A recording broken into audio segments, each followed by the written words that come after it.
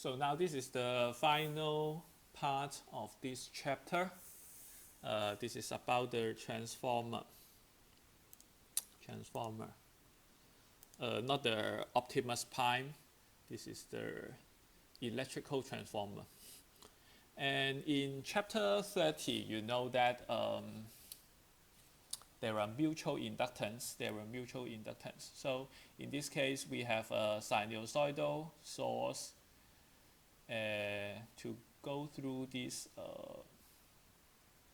solenoid, so that it will generate some sort of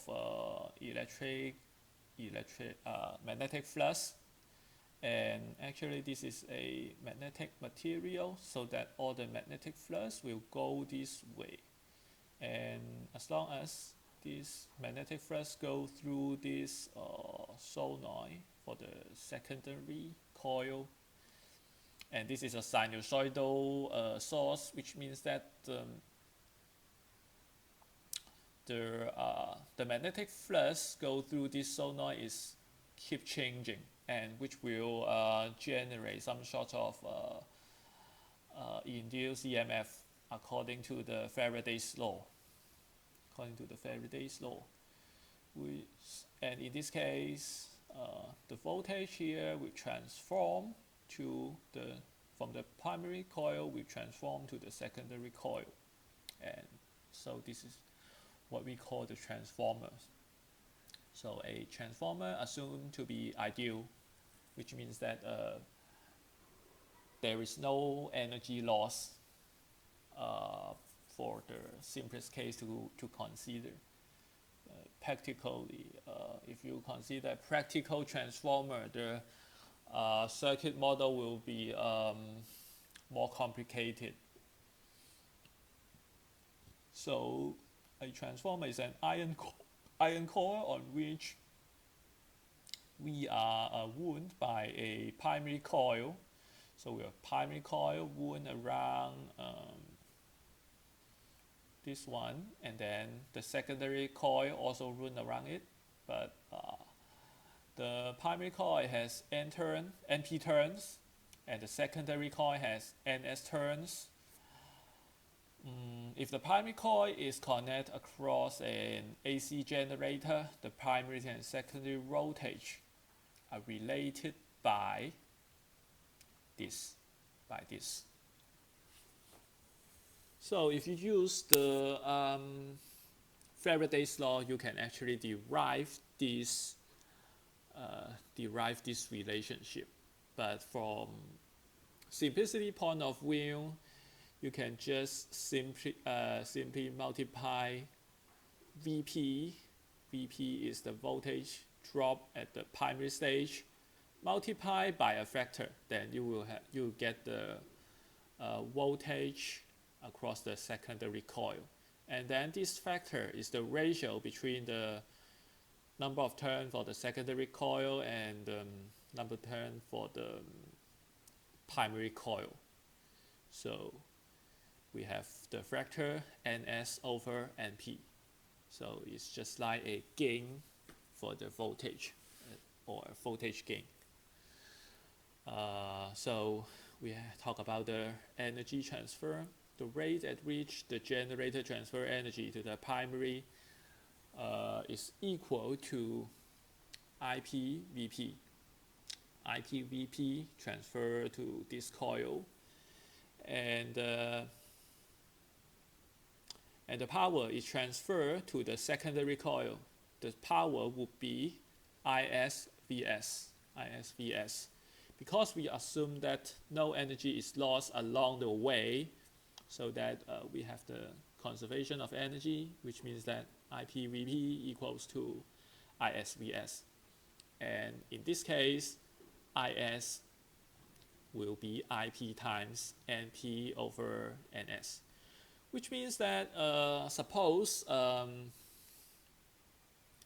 for this case, if we assume that NS has is a larger number than NP, so that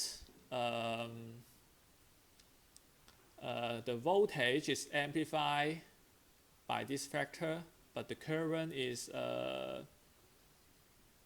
is divided by the same vector. So we have ns over np here, but we have np over ns here, as long as we have energy conservation. So that the voltage becomes larger and the current becomes smaller, if we assume that ns is larger than np. So we can talk about the equivalent resistance of the secondary circuit as seen by the generator. So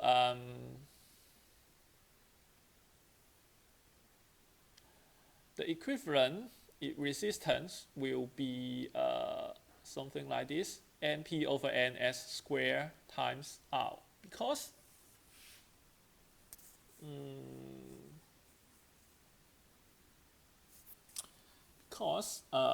for the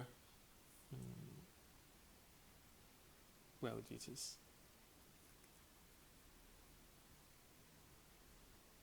seen by the generator is seen by the equivalent resistance of the secondary coil, which means that our equivalent is seen at here. But for the secondary coil,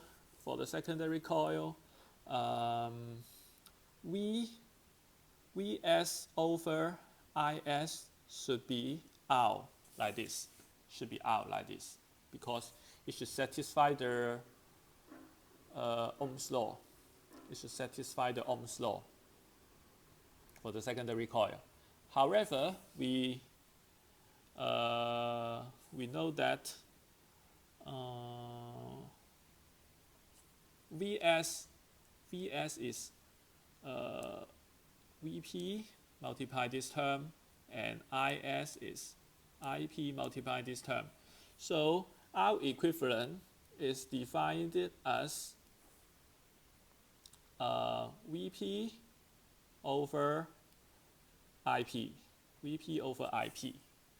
which is the equivalent seen at this point. And Vp is actually Vs multiplied by Np over Ns, and for Ip it is Is Ns over Np. So in this case, we will have this one is still R, but here we will have Np over Ns squared. So that this one is, we call it the impedance transformation. We can see the R for the secondary stage, but from the source point of view, if we consider Ns is larger than Np, then the equivalent resistance seen by the generator is smaller than R. The factor is Ns over Np, Np over Ns squared, and this is what we call the impedance transformation.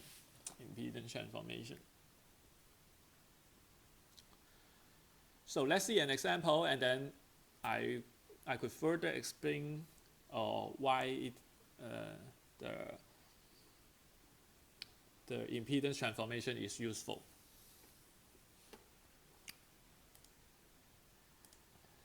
So a transformer on the unity pole operate at Vp 8.5 kilovolt on the primary side, and supplies electrical energy to a number of nearby houses at Vs like this, which is of course a sinusoidal amplitude.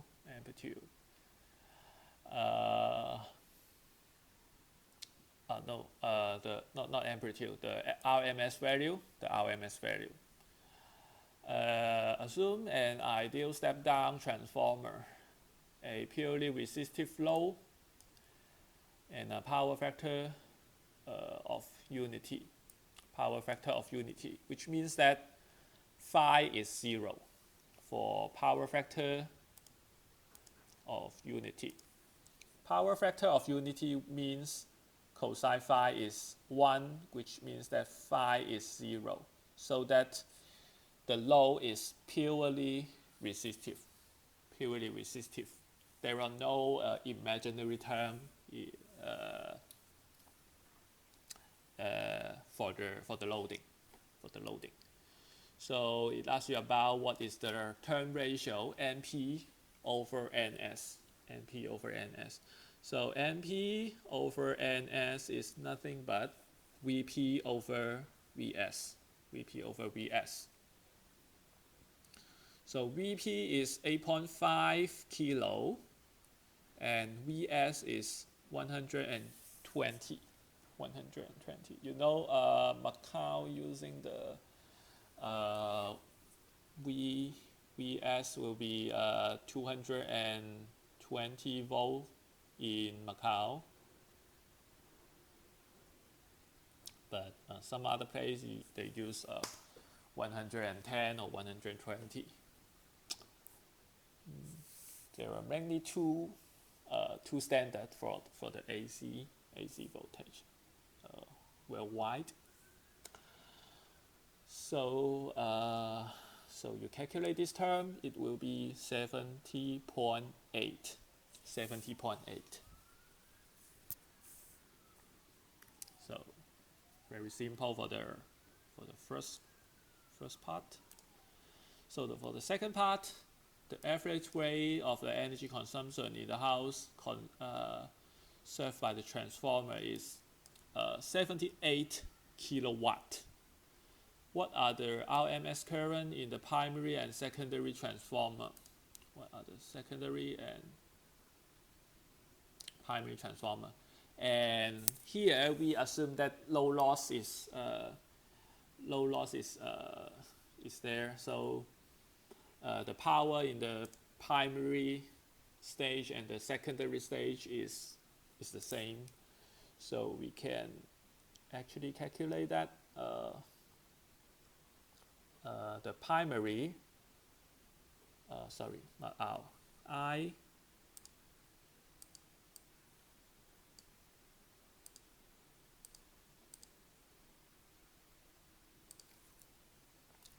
so IS would be nothing but P average over BS. Now cosine phi is 1, so that just multiply, divide by 1. So it is 78 kilowatt over VS is 120. So in this case, it is 650 ampere. And for the primary, it is P average VP, because we consider these two are the same without any loss. So it is 78 times 10 to the third power over 8.5 times 10 to the third power, which is 9.28. So the current are quite different. Also, the voltage are quite different. The voltage are also quite different. So for the third one, what is the resistive load? The resistive load in the secondary circuit. So RS will be simply VS over IS. So VS is 120 and IS is 650. So the resistance at the secondary circuit is 0.18 ohm. 0.18 ohm, very small resistance.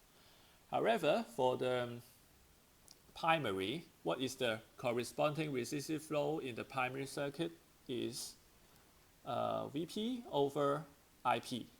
Vp over Ip, which is 8.5 times 10 to the third power over 9.2. So the resistance is very large, 926, at least much larger than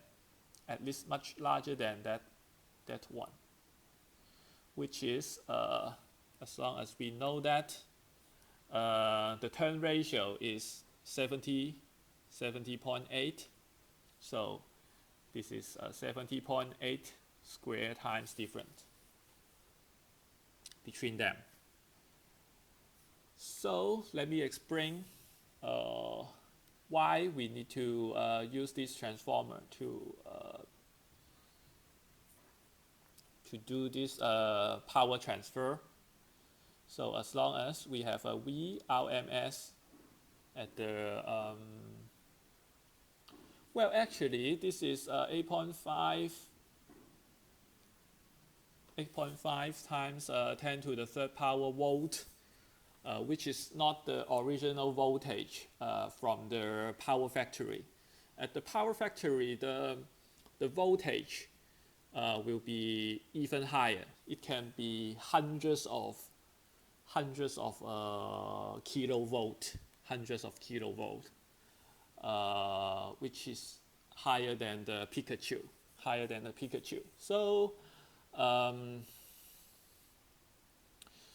So the impedance is even higher. However, when the power is transferred near some houses, it will convert down to something like several kilovolt, and then we'll further step down before going to our home. It is something like this. So for this case, when you see in this question, it is 926 ohm when you see here, and then this is NP, NS, and RS is 0.18 ohm. So this term is 70.8 to 1. 7.8 to 1. You may ask, how about if we just have VRMS, which is 120 volt, and then directly transfer to our home? Then we don't really need this transformer. And the voltage don't need to be so high. So what will be the problem? But actually, there must be some intrinsic resistance for the wire, even though the wire is a good conductor there. But at least, as long as the wire is very, very long, because it has to transfer the power from the factory to your home, then the wire must be very, very long, and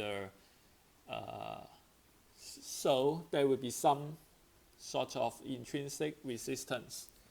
And if you only use the very low voltage transfer, and then what we really use is a very low impedance. In this case, this current is very, very large, and in this case, many power will be consumed by this resistance.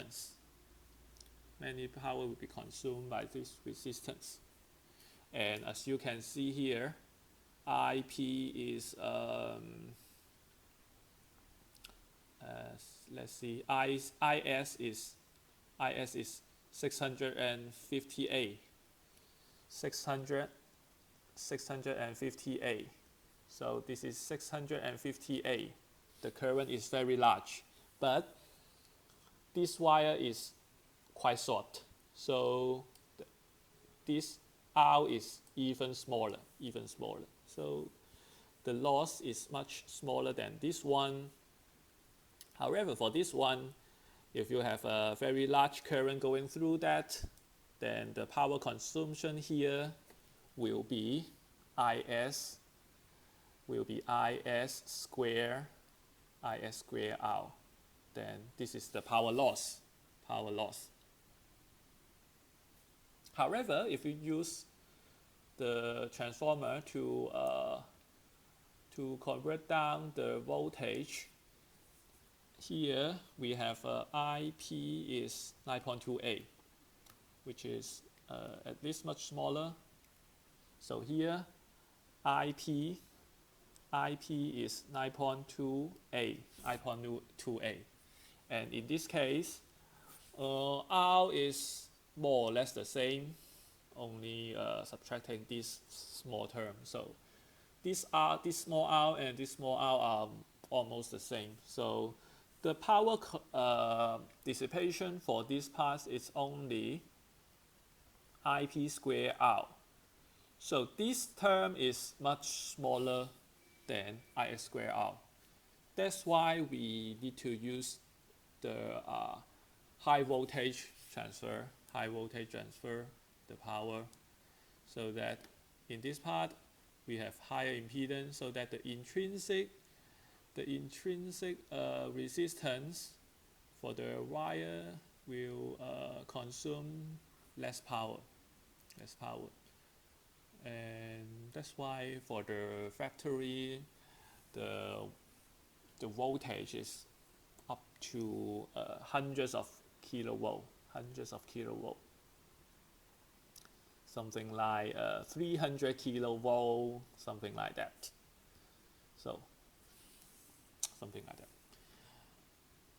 Okay, so and we will see that this is what we call the impedance transformation.